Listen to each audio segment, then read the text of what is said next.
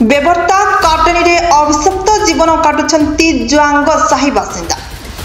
सांकुले ग्राम पंचायत बेबर्ता काटनी रे रहुछि जुआंग साही। साही रे 70 परिवार समस्ते बीपीएल अंतर्भुक्त।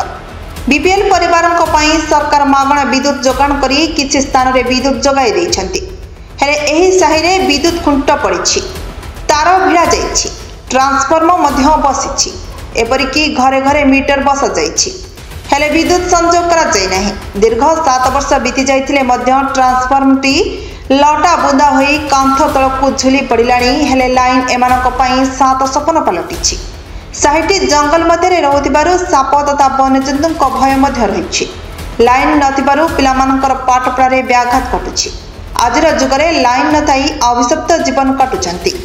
साही बासिंदा जिला प्रशासन एथिप्रति दृष्टि देबा पई दाबी करिसेंती। जदि दृष्टि दिया न जाए तेबे एमाने आगामी दिन में जिलापालक कार्यालय घेराव करिबे बोली सेमाने चेतावनी दैछंती। ढेंकानाल जिला गोकुलानंद बेहरांक रिपोर्ट, प्रतीक्षा न्यूज।